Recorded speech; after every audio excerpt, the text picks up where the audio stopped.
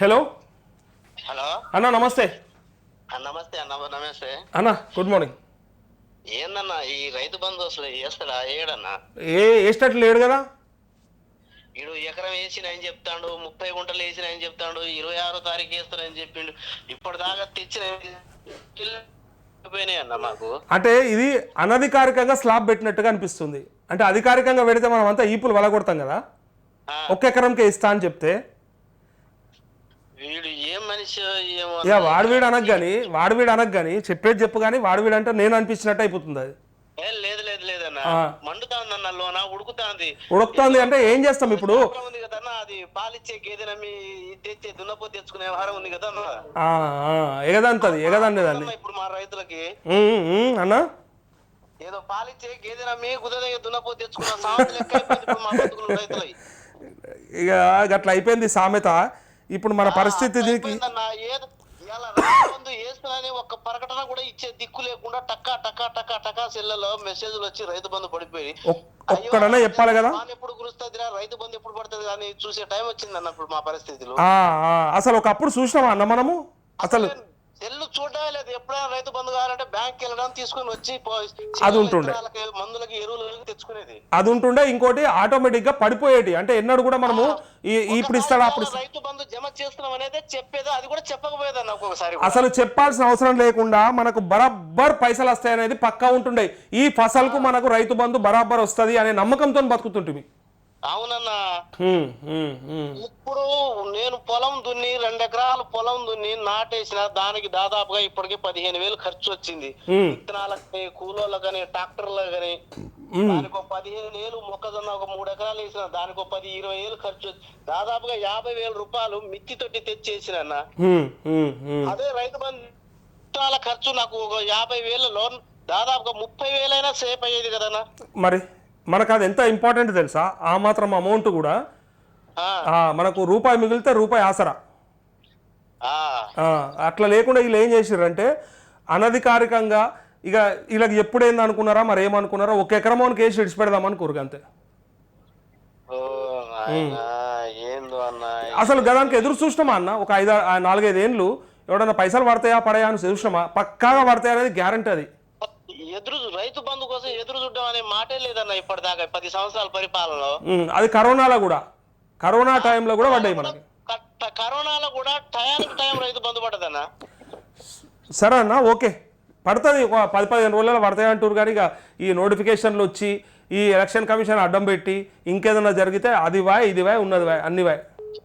మన కేసీఆర్ పోతా పోతా అన్నాడు. కేసీఆర్ నేను మళ్ళీ గుర్తుకొస్తా మీకు అందరికి అన్నట్టే అదే చేస్తారు. ఈ ఆయన సక్కనోడని కాదు, వీళ్ళు దరిద్రులు కాబట్టి, వీళ్ళు దరిద్రం పాట వాడుతారు కాబట్టి ఆయన గుర్తుకొస్తుండు. 1 ఎకరం కేసి ఇప్పటిదాకా అసలు వేస్తారా? ఇంకోటి ఎకరం లోపల కూడా పర్లేదన్న. అన్న నీకు చెప్పాలి, నేను ఉండు లైవ్లో అట్లనే. ఇగో మూడు కారణాలు ఉన్నాయన్న ఇప్పటిదాకా. 3టికి సంబంధించి ఆగమైతా ఉన్నారు పబ్లిక్. ఈ 3 ఏంటివో నేను చెప్తా. ఫస్ట్ సన్నవాడ్లు బోనస్ అని చెప్పిరా అన్న. ఈ బోనస్ ముచ్చట్లా ఇగో ఈ వడ్లకు బోనస్ అయితే ఎన్ని రోజుల నుంచి ఎదురు చూస్తారు తెలుసా? అందరికి వచ్చినాయని వీళ్ళు ఏం చెప్పారంటే 1,100 కోట్లు రిలీజ్ చేసినామని చెప్పారు. ఇంట్లో పూర్తిగా రాలేదు ఇంకా, అందరు కూడా ఎదురు చూస్తా ఉన్నారు. బోనస్ చాలా మందికి పడలేదు ఇంకా. బోనస్ ఎవరికి పడ్డాయి? 1,100 కోట్లు పడ్డాయి. సరే అందరికి పడలేదు. ఒకటి వడ్లకు బోనస్ అన్నారు, అది ఆగిపోయింది. ఈ రుణమాఫీ ఉందా? ఈ రుణమాఫీలో వీళ్ళే చెప్పారు 4వ విడత అని. 4వ విడతల పైసలు ఇప్పటిదాకా అదే నేనేం చెప్తున్నా, 4వ విడత డబ్బులు ఇప్పటిదాకా పడలేదు అందరికి. ఇంకోటి వీళ్ళే 2 లక్షల లోపు ఇంకా పెండింగ్ ఏమీ లేదు, 100% అయిపోయిందని చెప్పారు. నాది 1,70,000 ఉందన్న క్రాప్ లోను. నేనేమంటున్నా టోటల్ క్లోజ్ అయినా ఏం చెప్పారు, ఇది కాలేదు. నాకు ఇంకా క్రాప్ లోన్ రుణమాఫీ కూడా రాలే, అది రైతు బంధు రాలే, అది రాలే. అప్పుల బాధలు ఎక్కువ అయిపోయినాయి ఇప్పటికే. కనీసం ఇప్పుడు ఈ రైతు భరోసా చెప్పారు చూడు, ఈ రైతు భరోసా కూడా 1 ఎకరం వాళ్ళకు పడ్డాయని చెప్పారు ఈ దొంగలే. అది కూడా ఆడబడ్డాయన్న. నా సేల్ పక్కన ఎకరమే ఉన్నాడు, వాడికి ఇంకా రైతు బందే రాలేదు. ఇప్పుడు నేను చెప్తున్న కారణాలు ఈ 4టికి 4. వడ్లకు బోనస్ అన్నారు, పడతాయి అన్నారు, పడలేదు, ఇంకా ఎదురు చూస్తారు. రుణమాఫీ 4వ విడతల పైసలు వస్తున్నాయని చెప్పారు, అది కొన్ని గ్రామాల్లో కొన్ని మండలాల్లో ఇప్పటిదా కొన్ని జిల్లాల దిక్కు దివాణం లేదు. కిందికి వస్తే 2 లక్షల లోపల పూర్తిగా అందరూ అయిపోయినారని చెప్పారు, అది కంప్లీట్ కాలే. ఇక్కడ రైతు భరోసా కనీసం ఒక్క ఎకరానికి వేసిన సన్నాసులు ఎకరం కన్నా బరాబర్ పడ్డదంటే 30 గుంటలకు వల్లే 20 గుంటలకు వల్లే అని రైతులు మెసేజ్లు పెడుతున్నారు. నేను ఏం చెప్పాలి వాళ్ళకి సమాధానం చెప్పిగా. అదే అర్థం కావట్లేదు అన్న, నేను నుంచి ట్రై చేస్తున్నా ఫోన్ కి. ఓకే అన్న, ఓకే, థ్యాంక్ యూ.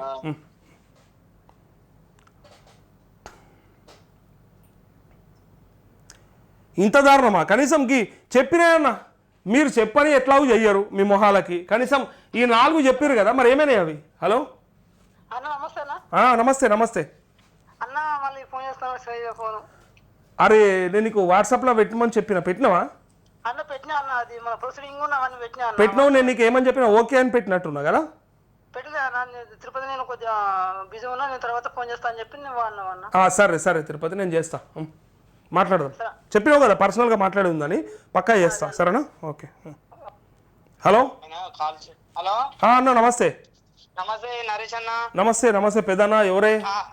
రైతుల గురించి బాగా మాట్లాడుతాను, ప్రత్యేక ధన్యవాదాలు అన్న. థ్యాంక్ యూ అన్న, థ్యాంక్ యూ. ఇంకొకటి అన్న, నేను 40 సంవత్సరాలు ఉంటాను నరేష్ అన్న. 40 ఏళ్ళు ఉంటావు? 40 సంవత్సరాలు ఉన్నా. ఆరోగ్యశ్రీ కార్డు మా డాడీ బట్టి నేను దీనన్నా. నాకంటే పెద్దోనివే నువ్వు. పెద్దని కావచ్చు. అయితే నాకు 2 అబ్బాయిలన్నా. ఇప్పుడు ఆరోగ్యశ్రీ అంటే ఇప్పుడు ముఖ్యమంత్రి గారు ఇచ్చిన అని అంటుండు కదా. అవు, ఇప్పుడు ఇది ఎట్లనా? ఇది ఆరోగ్యశ్రీ అంటే పాతది ఉన్న వాళ్ళకే వస్తుందా, ఇప్పుడు కొత్త వాళ్ళకి కూడా వస్తుందా అన్న? కొత్తగా కూడా అప్లై చేసుకోవచ్చు. కొత్తగా అంటే మా కొడుకులను యాడ్ చేసుకోవచ్చా అన్న? చేసుకోవచ్చు. ఇంకోటి అన్న, మా నాన్న హాస్పిటల్ పడ్డా గజ్వెల్. ఓకే.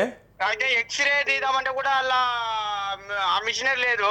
ముఖ్యమంత్రి గారు ఎన్ని చెప్పినా గానీ ఫస్ట్ విద్య వైద్యం ఇలాంటివి మంచి చేసుకుంటే వాళ్ళు గానీ ఊకే కేసీఆర్ తిట్టుడు, వాళ్ళని తిట్టే పెద్ద కాదు కదా అన్న. అబ్బో నువ్వు ఎంత పెద్ద మాట మాట్లాడినవే. విద్యా వైద్యమా? వాళ్ళకు గంత సోయా అసలు. నువ్వు వాళ్ళకి అసలు ఆ పదాలంటే కూడా తెలియదు వాళ్ళకి.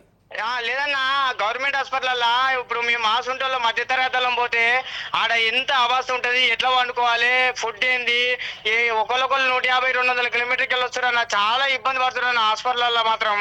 అన్న ప్రభుత్వ ఆసుపత్రులలో ఎట్లా అయిపోయిందంటే, ఏదో అంటారు కదా యథా రాజా తదా ప్రజ అన్నట్టు, మనోడు ఎట్లున్నాడో వాళ్ళ అట్లా తయారైంది.